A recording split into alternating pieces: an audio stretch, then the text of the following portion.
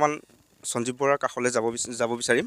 তো সৰ্বপ্ৰথমে মই এখন গামোচাৰে তেওঁক মই সম্বৰ্ধনা জনাম আৰু দিবলৈতো বিশেষ একো নাই, যদিও এই গামোচাখন পিন্ধাই তোমাক বহুত বহুত স্বাগতম জনাইছোঁ আৰু যাতে তুমি যিমান পাৰা আগবাঢ়ি যোৱা, আমাৰ অসমৰ কাৰণে যিমান পাৰা কাম কৰি যোৱা তাৰে কামনা ধন্যবাদ। তো এতিয়া তেওঁ কিছুমান মানে তেওঁৰ যি আপোনালোকে নিশ্চয় দেখিছে বা আপোনালোকে নিশ্চয় ছ'চিয়েল মিডিয়াত গম পাইছে, তেওঁৰ বিষয়ে অলপ কথা জানিব বিচাৰিম। তোমাৰ অলপ বিষয় কোৱা।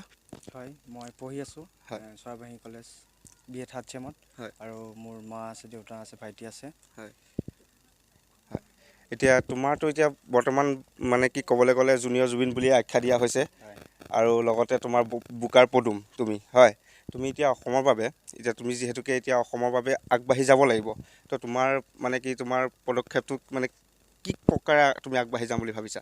হয়, যাতে সকলোৱে যাতে মোক আশীৰ্বাদ কৰে, যাতে আগুৱাই যাব পাৰোঁ, ভাল হয় ভাল কাম কৰিব পাৰোঁ। হয় আৰু একচুৱেলি মই জুনিয়ৰ জুবিন নহয়, তেখেতৰ গান গাওঁ কাৰণে জুবিন হিচাপে মোক হেৰি কৰে আৰু। একচুৱেলি তোমাক জুনিয়ৰ জুবিন বুলি এই কাৰণে কৈছে যে তোমাৰ যি কণ্ঠ, সেই কণ্ঠটো শুনিলে যাতে জুবিনৰ নিচিনা মানে শুনা পোৱা যায়, হয় সেইকাৰণে তোমাক জুনিয়ৰ জুবিন বুলি আখ্যা দিয়া হৈছে। তো ভাল লাগিছে, আমাৰো ভাল লাগিছে বাৰু। যি কি নহওক, তোমাৰ মুখৰ পৰা সৰ্বপ্ৰথমে এটা গান শুনিবলৈ চেষ্টা কৰিম। ঠিক আছে বাৰু। এটা খুব ধুনীয়া গীত গাইছোঁ চিলা এলবামৰ। ঠিক আছে।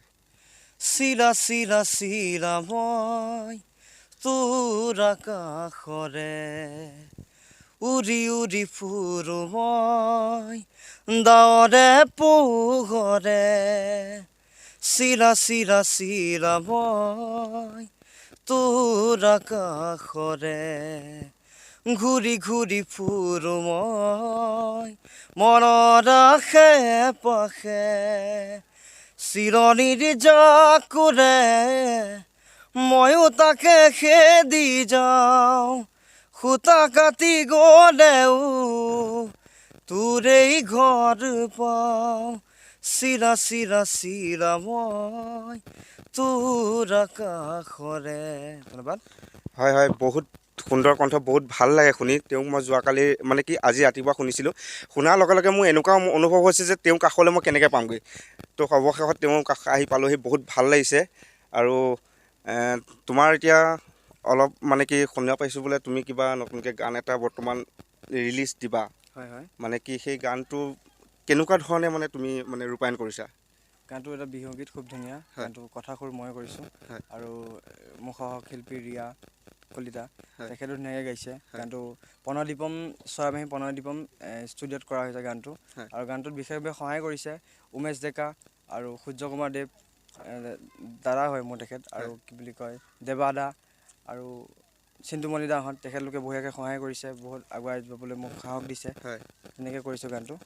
হয়, এতিয়া তোমাৰ যিহেতুকে এতিয়া তুমি অসমত এজন চৰ্চৰিত বা তুমি এতিয়া সকলো মুখে মুখে সঞ্জীৱ বৰা সঞ্জীৱ বৰা, তো তোমাৰ মানে অনুভৱটো কেনেকুৱা হৈছে যে তোমাক যিহেতুকে অসমৰ ৰাইজে চিনি পাইছে, তোমাৰ অনুভৱটো?